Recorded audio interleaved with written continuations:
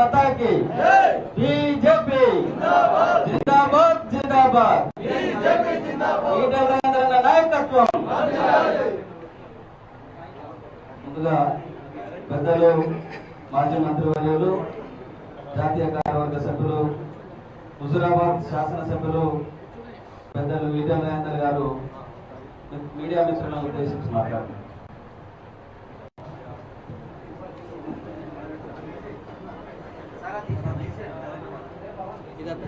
Fan లాగా ఓరుకు మీకు వినబడుతుందా? ఫ్యాన్ల ఓరు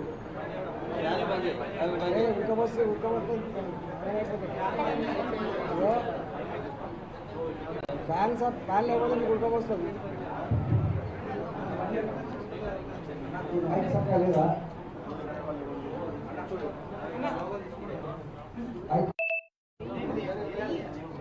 ఫ్యాన్ లేకపోతే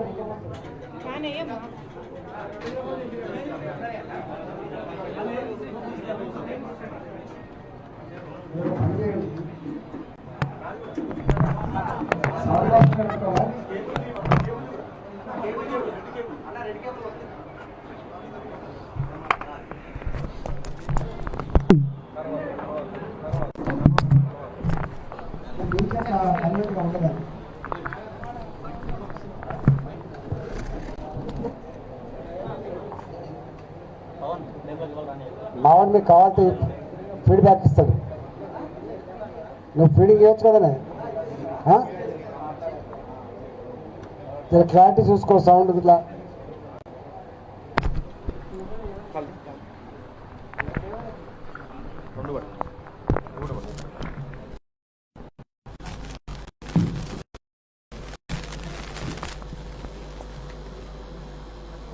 భూపాలపల్లి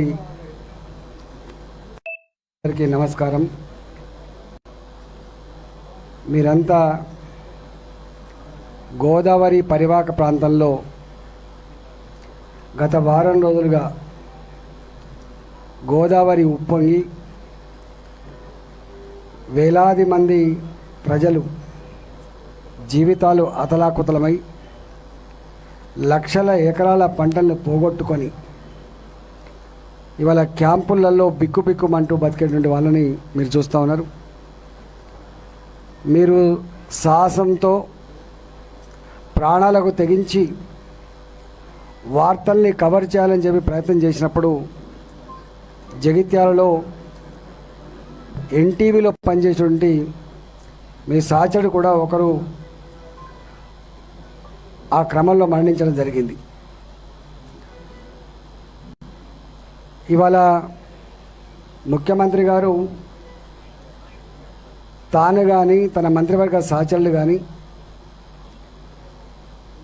ఎస్ఆర్ఎస్పి ప్రాజెక్టు నుంచి మొదలు పెడితే భద్రాచలం వరకు పూర్తి స్థాయిలో మంత్రులు, ప్రజాప్రతినిధులు, అధికార యంత్రాంగం అంతా కూడా ప్రజలకు అండగా ఉండి అన్ని రకాల ఇబ్బందుల్ని పరిష్కరించే బాధ్యత ఉండే. కానీ ఎక్కడ కూడా ఆ బాధ్యత పూర్తి స్థాయిలో నిర్వహించినట్టుగా కనపడలే. కేవలం ముఖ్యమంత్రి గారు హెలికాప్టర్లో ఏరియల్ సర్వే చేసి ఎక్కడో ఒక క్యాంపులో ప్రజల్ని పరామర్శించినట్టు ఫోటో పంపి కేవలం నష్టం భద్రాచలంలో మాత్రమే జరిగినట్టుగా, వాళ్లకు మాత్రమే మళ్ళీ ఇల్లు కట్టిస్తా, వాళ్లకు సాయం చేస్తా అని చెప్పేది అనౌన్స్ చేసిండ్రో, ఇవాళ మంచిర్యాలలో ఉన్నటువంటి ప్రజలు కావచ్చు, గ్రామీణ ప్రాంతాలలో ఇండ్లకు నీళ్ళొచ్చి మట్టి గోడలు కూలిపోయి గూడు కరువై క్యాంపులలో బతికేటువంటి ప్రజలకి ఎక్కడ కూడా సహాయ శాఖలు అందుతున్నట్టుగా కనపడతలేవు. నేను ముఖ్యమంత్రి కేసీఆర్ గారిని ఒకటే కోరుతున్నా, కేవలం ఇతరుల మీద నెపం నెట్టి బాధ్యత నుంచి తప్పించుకునే ప్రయత్నం చేయకూడదు. భారతీయ జనతా పార్టీగా, రాష్ట్ర పార్టీగా మేము కూడా కేంద్ర ప్రభుత్వాన్ని అభ్యర్థించినాం. 86 తర్వాత 1986 తర్వాత ఇంత పెద్ద మొత్తంలో గోదావరికి ఫ్లడ్స్ వచ్చిన సందర్భాలు లేవు. ఇది ఒక పెద్ద విపత్తు. ప్రభుత్వం, కేంద్ర ప్రభుత్వం కూడా సహాయ సహకారాలు అందించాలని చెప్పి మేము వారిని కోరడం జరిగింది. తప్పకుండా వాళ్ళు స్పందిస్తారని చెప్పి మేము ఆశిస్తూ ఉన్నాం. కానీ గతంలో ముఖ్యమంత్రి గారు ఏ లైటర్ వేలైతే 1000 కోట్ల రూపాయలు ఇస్తా, ప్రతి ఒక్కరికి ఇల్లు కట్టిస్తా, నేనే వచ్చి కుర్చేసుకొని కూర్చొని మరీ కట్టిస్తా అని చెప్పి చెప్తున్నారో, గతంలో ఇట్లాంటి మాటలు 100 సార్లు మాట్లాడాడు. ఎక్కడ కూడా అది ఆచరణకు నోచుకోలే. కేసీఆర్ గారి మాటలు కోటలు దాటుతాయి, కోటలు దాటినట్టుగా వారు మాట్లాడుతూ ఉంటారు. మాటలు మాత్రం కోటలు దాటుతాయి, కాళ్ళు మాత్రం తంగెలు దాటినట్టుగా వారి చర్యలు ఉన్నాయి. కాబట్టి నేను కేసీఆర్ గారిని, ముఖ్యమంత్రి గారిని కోరుతున్నా, ఇంత విపత్కరమైన పరిస్థితులలో ఇప్పుడిప్పుడే గోదావరి శాంతించి గ్రామాలకు మళ్ళీ ప్రజలు పంపించే సమయం ఆసన్నమైంది. కాబట్టి సర్వస్వం కోల్పోయింది. కాబట్టి దొంగలు పడితేనే ఒక వస్తువు మిగులుతుంది, ఒక వస్తువు పోతుంది. కేవలం ఇండ్లు మాత్రమే కాదు, మంతని గ్రామంలో మొత్తం వేల బస్తాల బియ్యం నీళ్ళపాలైనాయి. దుకాణాలలో ఉండేటువంటి వస్తువులన్నీ కూడా నీళ్ళపాలైనాయి. జనరల్ షాపులో ఉన్నటువంటి అన్నీ కూడా నీళ్ళపాలైనాయి. వెలగట్టలేని అవి మెడికల్ హాళ్ళు కావచ్చు, కిరాణా షాపులు కావచ్చు, బియ్యం అమ్ముకునే కొట్లు కావచ్చు, ఫెర్టిలైజర్ షాపులు కావచ్చు. ఒక్క మాటలో చెప్పాలంటే నీళ్ళల్లో మునిగిపోయిన వస్తువులు ఒక ఇనుము తప్ప దేని కూడా పనికి రాకుండా టీవీలు కాలిపోయినాయి, ఎలక్ట్రానిక్ వస్తువులన్నీ కాలిపోయినాయి, బట్టలన్నీ కూడా తడిచి ముద్దయిపోయినాయి, ఏవి పనికి రాకుండా పోయినాయి. నేను కోరుతున్నా, ఈ మొత్తం ఈ పరివాహక ప్రాంతంలో వాళ్ళు నష్టపరిహారాన్ని అసెస్ చేసి కనీసం ప్రభుత్వ పరంగా ఓ 20% ఇస్తారా, 30% ఇస్తారా, వాళ్ళు నష్టపోయిన దాన్ని 50% ఇస్తారా, ఉదారంగా ఆదుకోవాలి. ఈ విపత్తు నుంచి ప్రజలకు ధైర్యం కలిగించాలని చెప్పి నేను డిమాండ్ చేస్తూ ఉన్నా. రెండవ మాట, ఇవాళ గోదావరి పరివాహక ప్రాంత ప్రజానికం ఒక అనుమానాన్ని వ్యక్తం చేస్తాను. ఇక్కడో లోపం ఉంది కాబట్టే గతానికంటే తక్కువ నీళ్లు, తక్కువ కుసకులు వచ్చినప్పటికి కూడా ఎక్కువ నష్టం జరిగిందని. 1986లో 36 లక్షల కుసకుల నీళ్ళు వచ్చినాయి. ఈసారి 27-28 లక్షలు అని చెప్పి చెప్తున్నారు. మరి 36 లక్షల కుసకుల నీళ్లు గోదావరిలో వచ్చినప్పుడు జరిగిన నష్టం ఇవాళ 26, 27, 28 లక్షల కుసకులకి ఎందుకు నష్టం జరిగిందో ప్రజలందరూ కూడా అనుమానపడతా ఉన్నారు. అన్నిటికంటే బాధ అనిపించే అంశం ఏంటంటే, ముఖ్యమంత్రి గారు స్వయంగా నేనే ఇంజనీర్ని, నేనే కాళేశ్వరం సృష్టికర్తను, నాకున్న అవగాహన, నాకున్న తెలివితేటలు ఎవరికి లేవని చెప్పే ముఖ్యమంత్రి గారు మరి బ్యాక్ వాటర్స్, ఈ డ్యాములు కట్టడం ద్వారా, ఈ చెక్ డ్యామ్ రూపంలో కట్టడం ద్వారా ఇవాళ ఎందుకో మరి బ్యాక్ వాటర్ దాని ద్వారా ఉత్పన్నమైనటువంటి పరిస్థితి గురించి అంచనా వేయనట్టుగా ఇవాళ నిపుణులు చెప్తా ఉన్నారు. ఇవాళ మొత్తం మంచిర్యాల పట్టణం మునిగిపోవడానికి, మంతని పట్టణం మునిగిపోవడానికి ఖచ్చితంగా ఏదో లోపం ఉంటే తప్ప ఇది జరగలేదని చెప్పి అనుమానం వ్యక్తం చేస్తూ ఉన్నారు.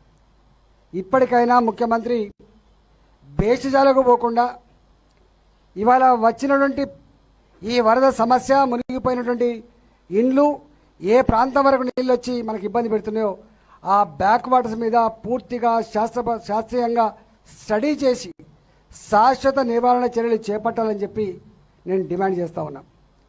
మూడవది, ఇవాళ మేడిగడ్డ, సుందిల్లా, అన్నారం, ఈ మూడిట్లో ఒక్కటి మాత్రమే ఇలా మునిగిపోకుండా కాపాడబడ్డది. మిగతా రెండు, మేడిగడ్డ ఆ పైన ఉన్నటువంటి రెండు కూడా ఇవాళ మునిగిపోయినాయి. ఇలా ఎన్ని వందల కోట్ల రూపాయలు ఎలక్ట్రానిక్ పరికరాలు, 1000 కోట్ల రూపాయలు విలువ చేసే ఎలక్ట్రానిక్ పరికరాలు, మొత్తం ప్యానల్స్ అన్నీ కూడా నీళ్ళ మునిగిపోయినాయి. మోటార్ల పరిస్థితి ఏందో ఇంకా తెలియదు. దానికి ఇంత నిర్లక్ష్యానికి కారణం ఎవరో కూడా ముఖ్యమంత్రి గారు చెప్పాల్సి అక్కడ ఉన్నది. ఈ వరదలు వచ్చే సమయంలో అధికారులు ఇక్కడ ఉన్నారా, విదేశీ పర్యటన కోసం పోయిలా చెప్తా ఉన్నారు. స్విట్జర్లాండ్కు పోయిన ఇక్కడ ఉన్న అధికారులంతా కూడా ఇరిగేషన్ సెక్రటరీ గారు కావచ్చు, మిగతా ఇంజనీర్లు గారు కావచ్చు, ఇక్కడ లేరెవరు, వాళ్ళందరూ కూడా స్విట్జర్లాండ్కు పోయినా అని చెప్తా ఉన్నారు.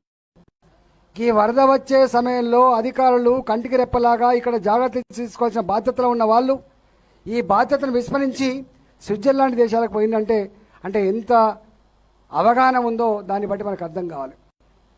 వాన వచ్చేది ప్రాణం పోయి తెలియదు అంటారు ఊళ్ళల్లో.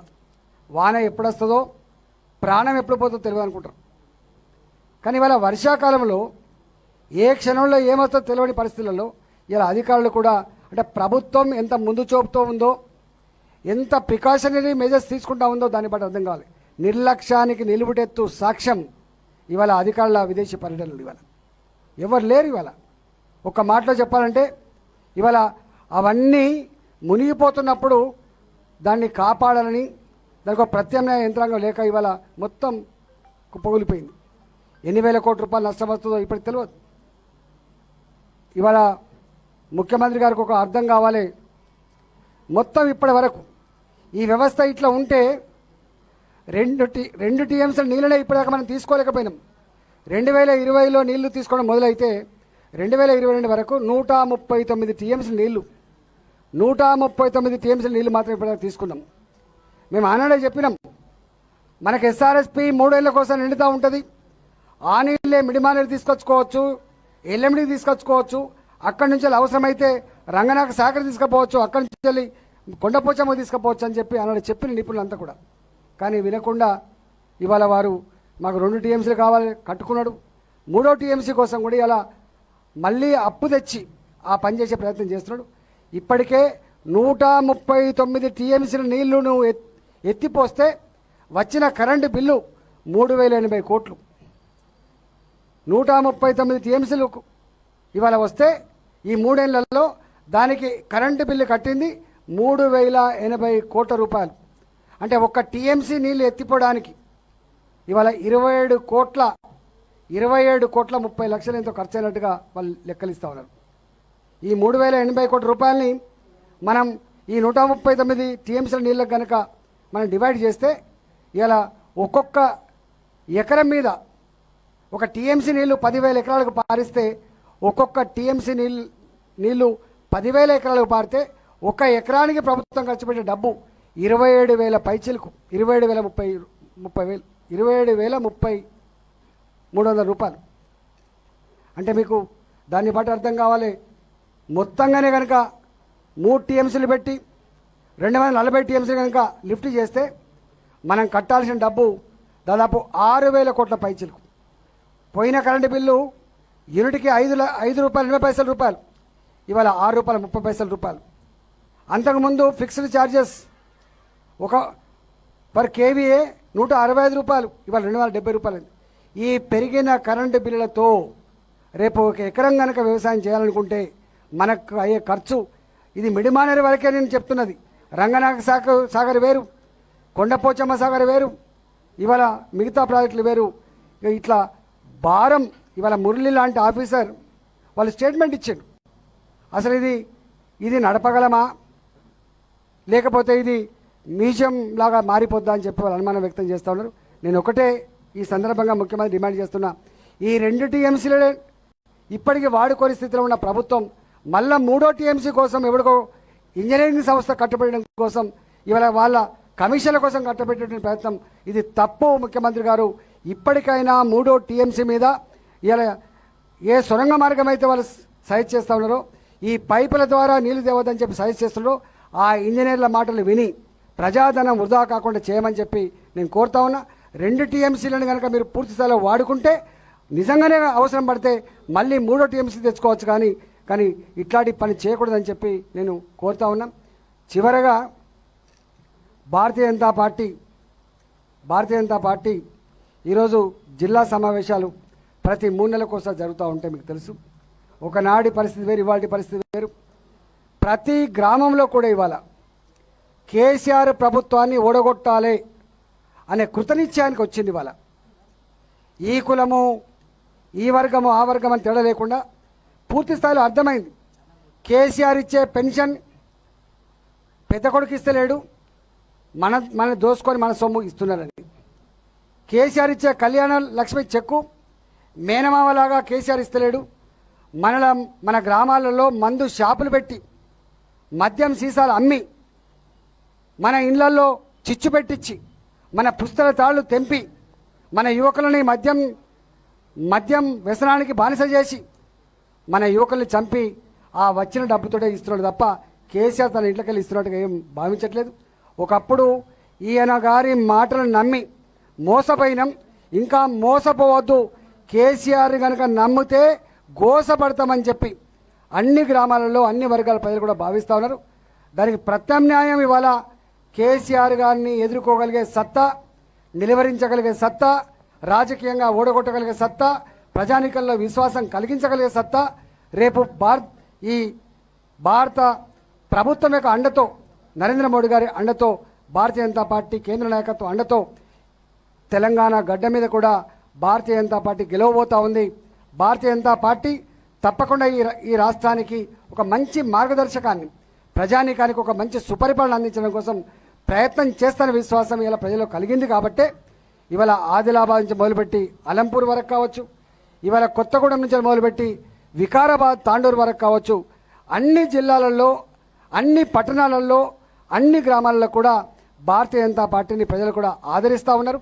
ఇవాళ తప్పకుండా దానికి అనుగుణంగా, ఆ ప్రజల యొక్క అభిప్రాయాలకు అనుగుణంగా, ప్రజల చైతన్యానికి అనుగుణంగా, ప్రజల కోరికకు అనుగుణంగా మా పార్టీని కూడా, భారతీయ జనతా పార్టీని కూడా గ్రామానికి విస్తరించే పనిలో భాగంగా, పట్టణానికి బూత్ స్థాయికి విస్తరించడంలో భాగంగా ఇవాళ మా సమావేశాలు జరుగుతూ ఉన్నాయి. తప్పకుండా రాబోయే కాలంలో మా కార్యకర్తలు, మా నాయకులంతా కూడా గ్రామాలలో ఉండి ప్రజల వెంటనే ఉండి ఈ కార్యక్రమాన్ని నిర్వహించడం కోసం ఇలా మొత్తం మా కోర్ కమిటీ సమావేశం, జిల్లా సమావేశాలు జరుగుతూ ఉన్నాయి. ఈ సందర్భంగా మా నాయకులకు, కార్యకర్తలకు ఇప్పుడున్న ఈ వరద సమస్యల మీద ఈ గోదావరి పరివాహక ప్రాంతంలో ప్రజానీకానికి అండగా ఉండండి, వాళ్ళకు చేతనంత సహాయ సహకారాలు అందించండి, పైనుంచి కూడా మేము సహాయ సహకారాలు అందిస్తామని చెప్పి తెలియజేస్తూ సెలవు.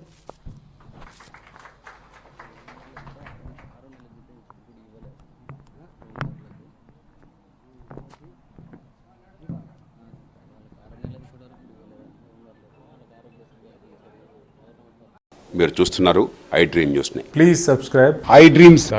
For more videos, subscribe I dream. please subscribe For more videos, I dream. I dream. for more videos. Subscribe, I dream. Please subscribe. Subscribe I dream channel.